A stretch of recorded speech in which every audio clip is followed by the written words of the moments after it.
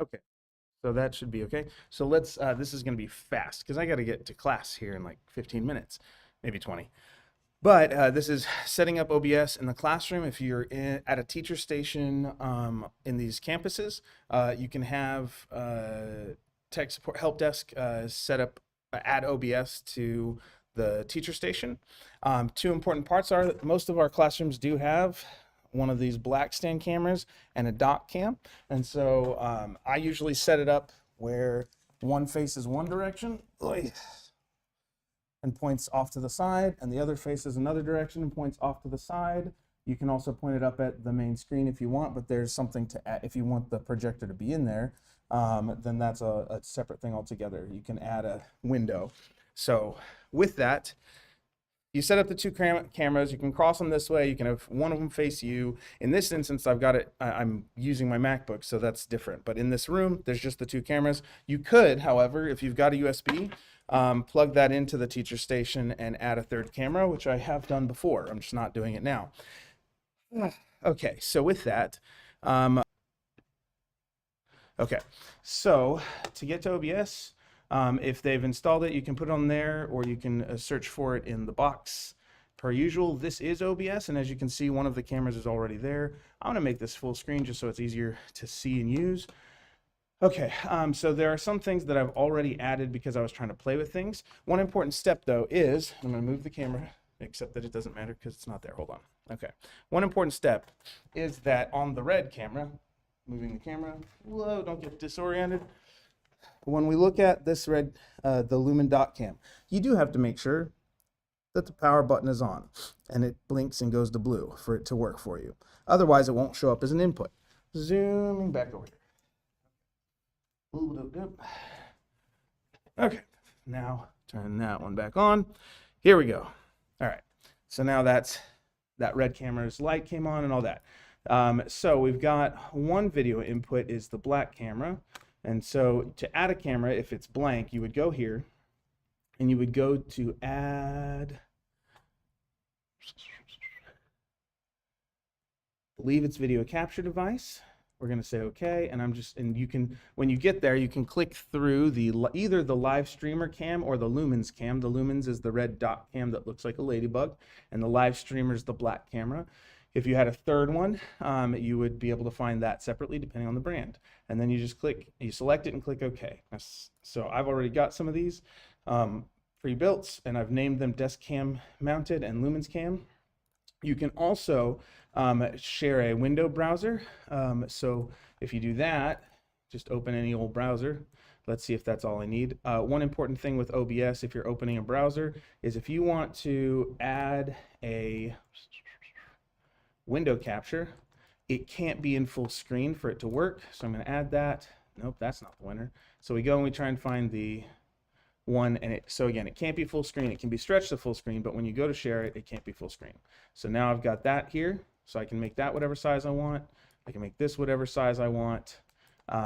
This green line means that that's not the full camera. If you're on a PC, you can say hold Alt and then click and drag to open the camera up to its full visual, and then you can decide what you actually want to show. So the reason that was cut off is who needs to see people's knees, and sometimes that makes the layout a little easier. So I held Alt, clicked on the red box joint dot, and slid that in. So now I need to activate the Lumens camera. Sometimes, even if it's there, you still have to go in by double clicking or clicking properties to get it to show up. And sometimes you have to click to another camera and then back, or deactivate and then activate. So one thing you can notice is that because obviously the Lumen camera was twisted sideways, this view is twisted sideways. But let's open it up. So you can try and change that, or you can just let it be what it is and let it be kind of standing and just hope that that's wide enough. If it's not, let's go back over here. Okay, so if it's not and you don't like that it's tilted like that, you can turn it up like this. These are pretty solid, the little bendy dudes. So now when we come back over here, as you can see, this, let's make this just a little more visible. So as you can see, this is now shifted, so we can just like it's in Word, we can grab the dot at the top and twist it as if it were an image, except that now I've made it upside down. So you can also right click, order, or transform, the standard menu items that you would find with like a Word document image manipulator. Keep in mind that the camera, if your head would normally be here, the camera is going to have a line of sight angle that you have to, so keep in mind that the camera is going to have a line of sight angle.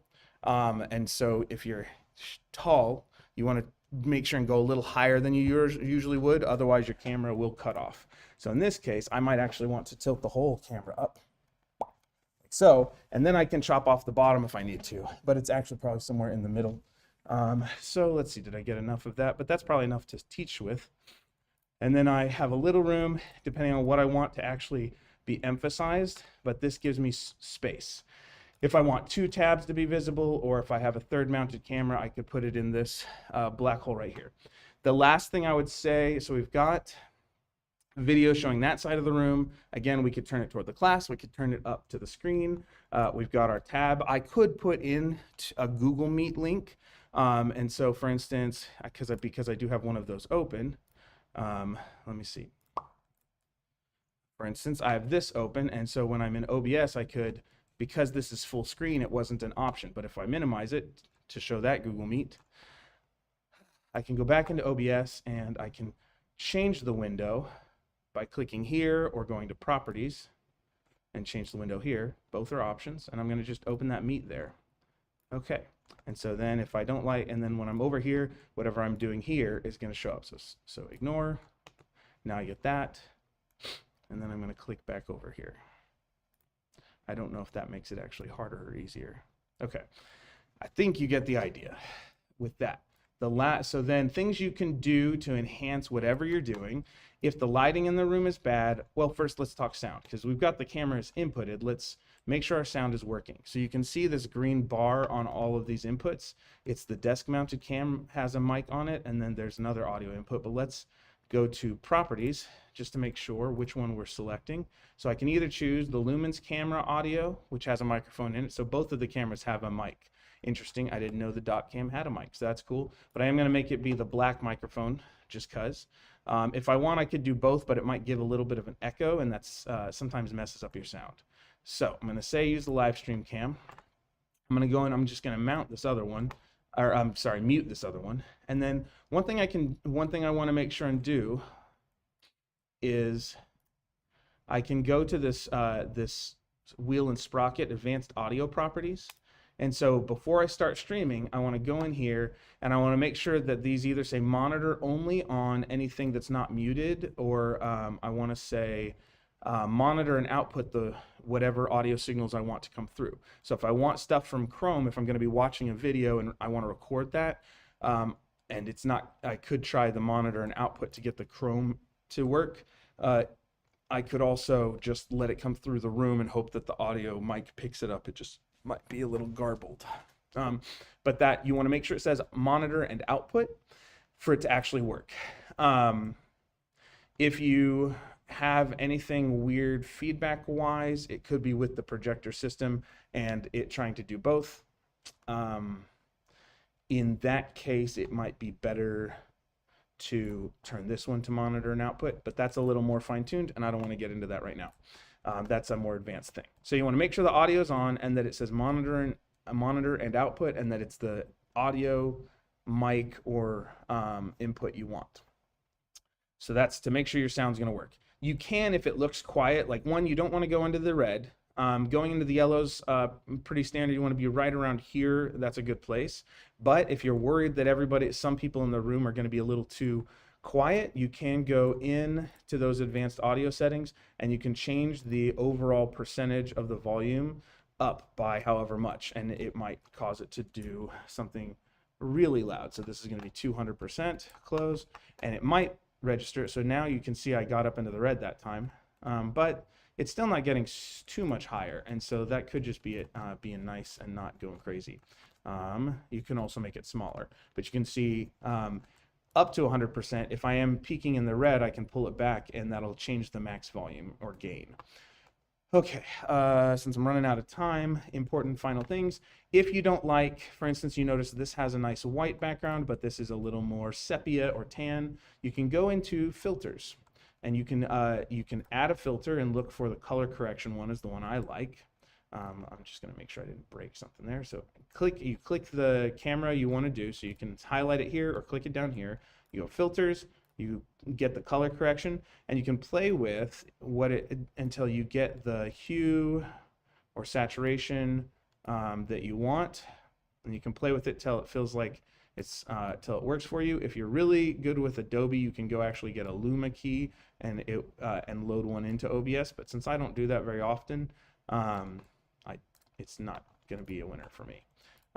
So again, we can go in here, we can say color correction, okay, and then we can try and make this maybe not quite so white, so maybe we add a little saturation, pull the brightness down to match, try and make sure the hue shift isn't overly, it's like in the happy place for teaching, or some weird effect that you want to do. I find that if it feels kind of washed out, I might have the brightness too high, and I can bring the gamma up and the contrast up and pull the brightness down to create a more balanced look.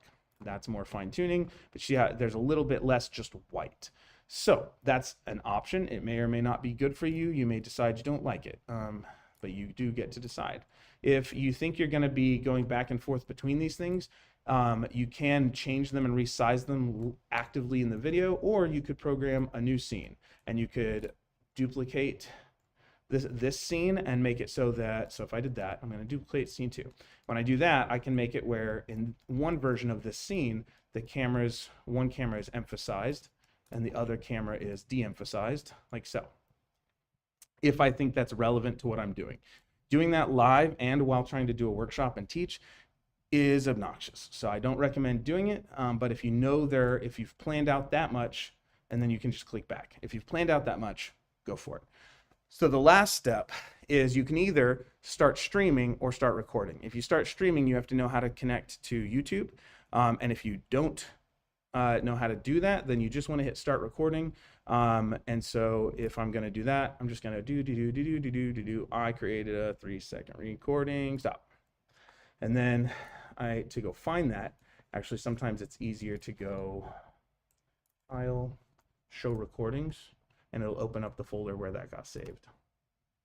And then theoretically, I can get it to play on a media player. And because it's pushed through the thing, it's not coming through on the audio, but I could hear it mumbling in the background. With that, that's how a teacher could use the 2-camera setup and OBS installed on their teacher station in the classrooms